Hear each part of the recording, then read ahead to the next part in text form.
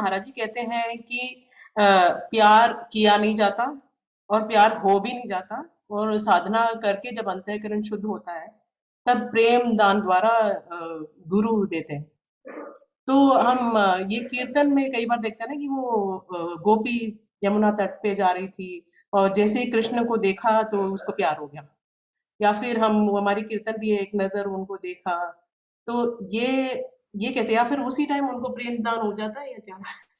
देखिए, गोपियों की बात छोड़िए, गोपियों की बहुत ऊंची स्थिति थी,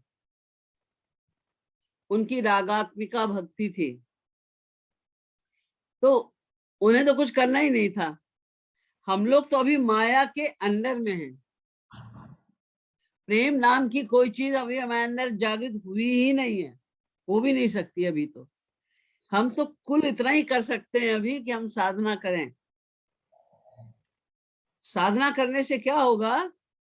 जब आप साधना करेंगे, मन को लगाने की चेष्टा जिसको कहते हैं, कीर्तन करके, श्रवण करके हम साधना करते हैं, तो साधना का ये फल होगा कि आपकी एक और अगला एक स्तर बढ़ेगा और आप भाव भक्ति में पहुंचेंगे।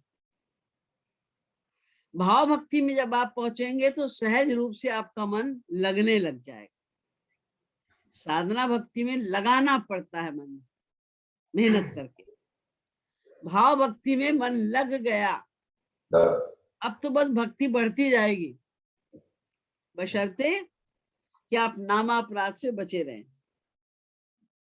तो भक्ति बढ़ती जाएगी, निरंतर भक्ति बढ़ती जाएगी। बढ़ते बढ़ते मैंने कई बार समझाया है कि जो 5 प्रकार की अनर्थ निवृत्ति होती है वो हो जाएगी। और जब भक्ति, ये भाव भक्ति आपकी चरम सीमा पर होगी, उसको कहते हैं पूर्णा अनर्थ निवृत्ति। यानी अब आपके मन में कोई पाप नहीं रह गया, कोई पाप बुद्धि नहीं रह गई। काम, क्रोध, लोभ, मोह, किसी के प्रति ईर्ष्या, द्वेष, मद मात्सर्य कुछ नहीं है। पूर्णतः मन शुद्ध हो गया है। लेकिन अभी भी ऐसा पॉसिबल है, भगवत प्राप्ति के एक क्षण पहले भी ये हो सकता है कि किसी भी प्रकार की कुछ गड़बड़ हो जाए, किसी के प्रति दुर्भावना बन जाए, अहंकार आ जाए, कुछ भी हो सकता है।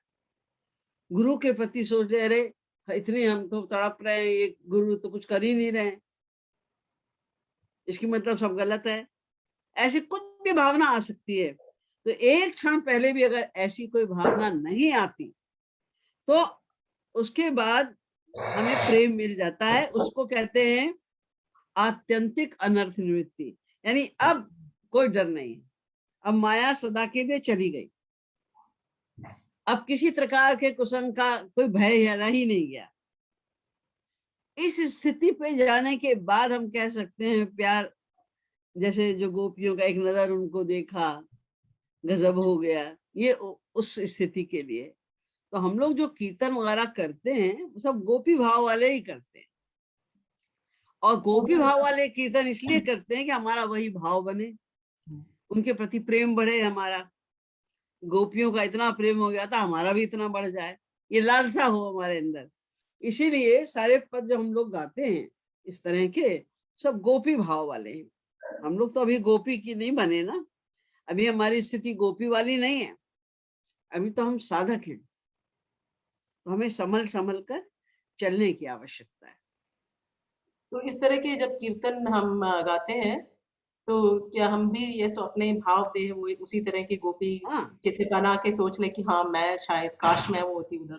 हाँ, हाँ। इस सोचो कि हमें ऐसा भाव, हमने देखा श्याम सुंदर, रूप ध्यान, ये रूप ध्यान में हेल्पर है कि हमने उनको देखा और हम एकदम विह्वल हो गए, हम उनके विषय उनके प्रेम में तड़प रहे हैं, रो रहे हैं। ये भावना बनाना ये गलत नहीं है, अपने को गोपी मान लेना गलत है, लेकिन अनुगत होके उनके चलना कि गोपियों ने ऐसा किया तो हमारी भी ऐसी भावना बने, हम उसकी प्रैक्टिस करें, ये हमारा कर्तव्य है।